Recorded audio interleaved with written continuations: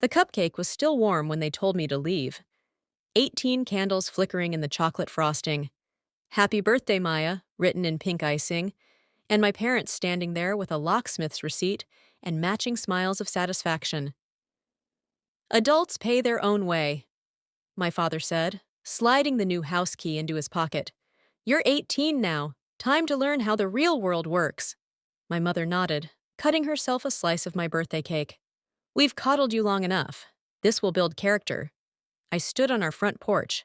Their front porch now, holding a backpack with 2 changes of clothes and my laptop. They'd given me 30 minutes to pack. 30 minutes to erase 18 years of living in that house.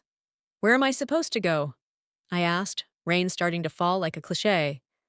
That's for adults to figure out, Dad said. We did you a favor letting you stay through high school. Most kids would be grateful. Grateful for being allowed to exist in my childhood home until the legal second I became an adult. Can I, at least? The door closed. The porch light went off. Through the window, I could see them settling in to eat my birthday cake, probably congratulating themselves on their tough love parenting. I walked to the bus stop, rain soaking through my jacket, and called the only person who might help. Emmy, it's Maya. Can I crash on your couch tonight?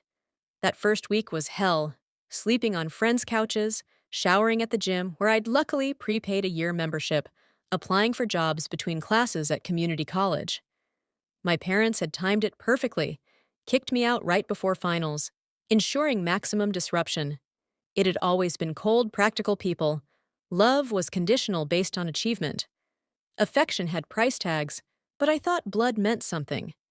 Apparently, it expired at 18. The texts from classmates were soft in the wound. My parents had posted on Facebook about their empty nest, how proud they were that I was spreading my wings. Comments poured in congratulating them on raising such an independent daughter. No mention of the locksmith. No mention of eating my birthday cake as I stood in the rain. A week into my homelessness, I remembered something. Grandpa Joe's last words to me, whispered in the hospital when I was 15. Phoenix State Bank, Box 447. When you need it most. I thought he was delirious from the medication. He died 2 days later, leaving everything to my parents in his will. The house, the savings, the investments. They'd sold his home immediately, used the money to renovate their kitchen. But Phoenix State Bank, Box 447. I took 3 buses to get there, using quarters scrunched from Amy's couch cushions. The bank was old-fashioned, all marble and mahogany, the kind of place that still had human tellers instead of just ATMs. I need to access safety deposit box 447, I told the clerk, trying to sound like I belong there in my wrinkled clothes and desperate eyes. Name, Maya Chen, she typed, frowned, piked again. I'll need to see ID. My hands shook as I handed over my driver's license, the one that proved I was 18, adult enough to be homeless, but maybe adult enough for whatever Grandpa had left. Follow me, Miss Chen. The vault was like something from a movie. Walls of metal boxes, 2 keys required for each. She inserted the bank's key, then handed me a small envelope that had been waiting in their files. Inside, a key and a note in Grandpa's shaky handwriting for Maya on her 18th birthday. They'll show you who they are. Be ready. He'd known. Somehow, he'd known exactly what my parents would do. Box 447 was larger than standard. Inside were 3 things that change everything.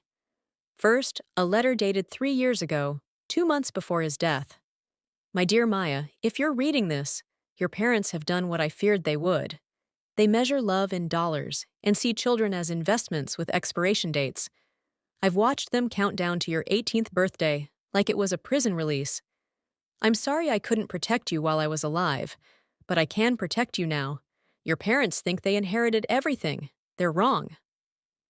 Love, Grandpa Joe. Second, a bank for an account at a different bank. The balance made me sit down right there on the vault floor. $487,000.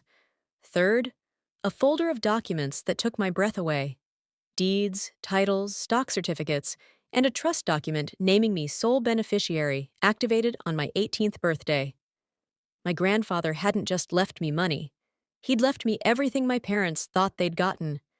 Their inheritance had been a mirage, a careful construction of surface assets, while the real wealth waited in this box.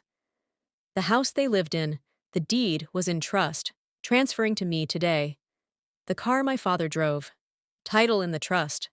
The investment portfolio they've been living off suddenly mine. But the masterpiece was the letter from Grandpa's lawyer, dated and notarized. As of Maya Chin's 18th birthday, all temporary assets transferred to the Chen family, trust with Maya Chin as sole beneficiary. Previous residents have 30 days to vacate premises. Previous residents, my parents. I sat in that bank vault, laughing and crying simultaneously. Grandpa had played a 3-year con, letting my parents think they'd inherited wealth while ensuring everything would transfer to me the moment they showed their true colors. Be ready, his note had said. I was ready. The lawyer Grandpa had retained was expecting my call. Miss Chen, happy birthday. I assume you visited the bank. They kicked me out, I said. On my birthday, change the locks. Perfect. I mean, I'm sorry for your pain, but your grandfather predicted this exactly. He said they'd do it the moment you turned 18. Man was a prophet. So, what happens now? Now we serve them with eviction papers. They have 30 days to leave your house. My house. The words felt foreign. What about the money they've spent? The renovations? Check page 47 of the trusts. Any improvements to trust property become part of the trust. They renovated your kitchen. The next morning, I retained my own locksmith. If they wanted to play the adults pay their own way game, I played a win. I also hired a moving company, a process server, and treated Emmy to breakfast at the nicest restaurant in town. You're taking this well, Emmy said, watching me methodically plan over pancakes. My grandfather spent 3 years planning this. The least I can do is execute it properly. The process server knocked on my parents' door, my door at exactly 5:47 p.m. I know because I was parked across the street, windows down, savoring the moment. My father answered in his loungewear, probably settling in for another night in his stolen house. The server handed him the papers and said the words I scripted. You've been served. You have 30 days to vacate the premises. Happy birthday to Maya. The explosion was visible from the street. My father's face went from confusion to rage to something like fear. My mother appeared, snatched the papers, read them in disbelief. Then they saw me sitting in Amy's car, windowed down, eating a piece of birthday cake I bought myself. I waved. They stormed across the street, papers clutched like weapons. What is this? Dad demanded. What did you do? Adults pay their own way, I quoted back. I'm paying.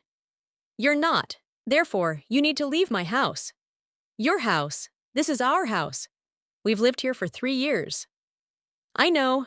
Living in Grandpa's house, spending Grandpa's money, all while planning to kick out Grandpa's granddaughter. I took another bite of cake. He knew you would plan for it. Pretty genius, actually. My mother was crying. Actual tears. Maya, sweetie, this is all a misunderstanding. We were teaching you a lesson. You taught me perfectly. When someone shows you who they are, believe them. You showed me that family means nothing to you. So now you mean nothing to me, or to the trust, or to the house you're living in. Where are we supposed to go? She wailed. That's for adults to figure out, I said, starting the car. You have 30 days. I'd start packing. The next month was a circus. They try everything. First lawyers, but Grandpa's documents were ironclad, crafted by the best estate attorney in the state. Every challenge failed, then emotional manipulation. Suddenly, I was their beloved daughter again. They loved me, missed me. This was all a mistake. I responded by hiring security to keep them from approaching me at school. Next, family pressure.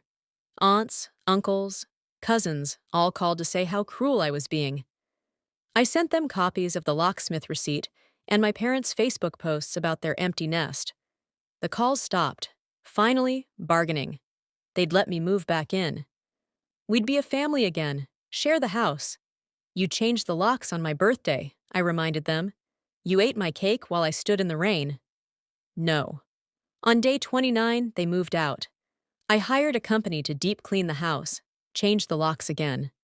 Irony is delicious. And moved in on what would have been day 31 of my homelessness. The house felt different without their cold presence. Warmer, like Grandpa's spirit had been waiting for them to leave. I found things they'd missed in their rush. Photo albums, his war medals, the watch he'd worn every day in his study hidden behind tax returns.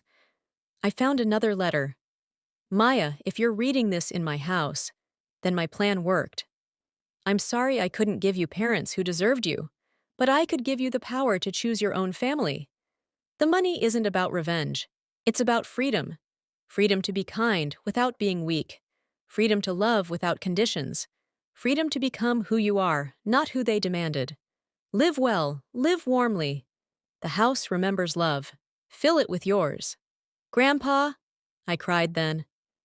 Not the angry tears of abandonment or the shocked tears of discovery, but the clean tears of grief for a man who'd loved me better from the grave than my parents had in life. My parents found an apartment across town. They both had to take second jobs to afford it. Apparently, they'd been living entirely off what they thought was their inheritance. My mother works retail now. My father delivers groceries, adults paying their own way. They sent a Christmas card that first year. I donated it to the food bank unopened, charity for those who needed it more than I needed their conditional love. I graduated college debt-free, Grandpa's trust covering everything. On my diploma, I listed him as my parent. He'd earned it more in death than they had in life. The house is full now, not of blood family, but chosen family. Emmy has a room. So does Jake from my support group kicked out for being gay. And Sarah, whose parents chose their new family over their first daughter. We cook dinners together, celebrate birthdays properly, create the warmth my parents never provided. Last week, I saw my mother at the grocery store.